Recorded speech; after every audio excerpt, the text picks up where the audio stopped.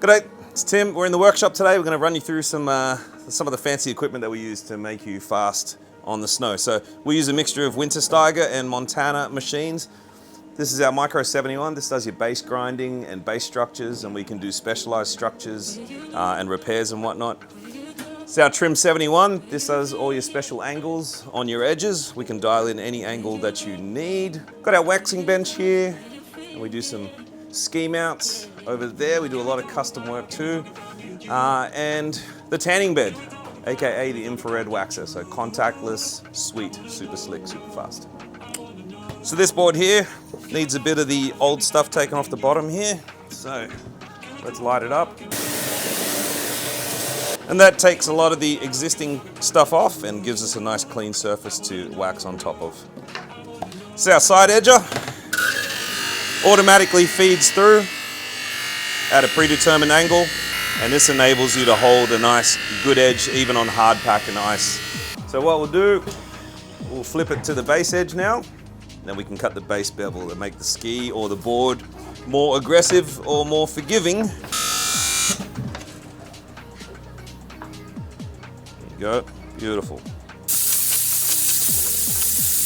Right, once the bases and the edges are done, the next thing we'll do is actually hand touch and take the contacts back a little bit. Second thing we do, we'll run a stone just to deburr the edges. And last thing we do, a little gummy stone. And that is just a little dressing to finish it off. So it's nice and sharp, but not going to be too dangerous in that we can run our finger on here. It's not going to cut me, but I can still take the fingernail off. And that's the perfect edge. Now we're going to apply some wax on our liquid wax roller. And finally, we'll put it on the infrared. And we're baking. Just adding a little bit of extra wax on some of the spots that didn't get enough. Now this is probably a good time to answer some common questions.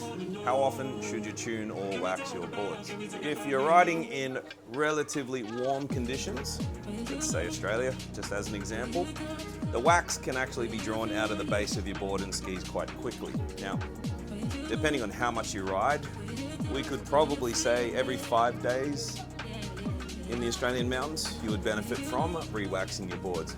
Now, as far as edges go, that's a feel thing. So if your board or skis feel like they're not holding an edge anymore, then it's probably a good time to bring it in to get the edges sharpened. But roughly 5 days if you're in warm, wet conditions.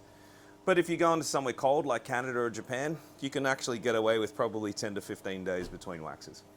All right, preparation is key. So you want a nice sharp scraper. You may not have a special tool like this, but you can just use a bit of sandpaper if you want. Make sure it's nice and sharp because you don't want to do too many passes.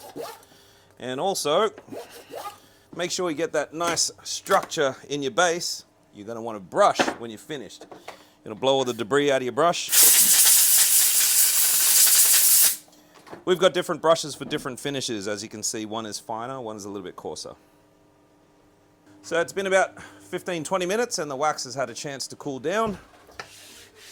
We get our freshly sharpened scraper, figure out which one is the tip and the tail. So we're going to start from the tip and we're going to go towards the tail.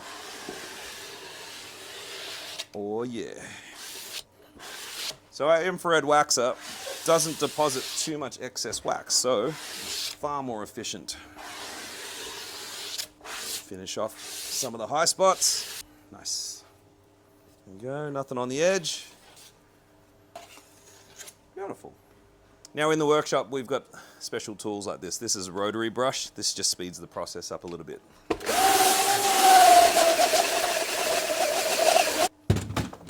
Now, what does brushing do, Tim? Brushing enables us to make sure that we've scraped out and maintained that structure that we've put into the base there. Structure in the base helps to break up the surface tension.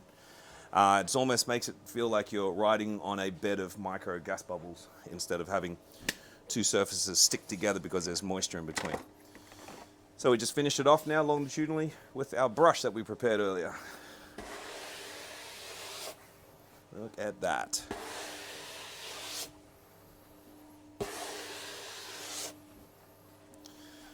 One more pass for good measure. Speedy.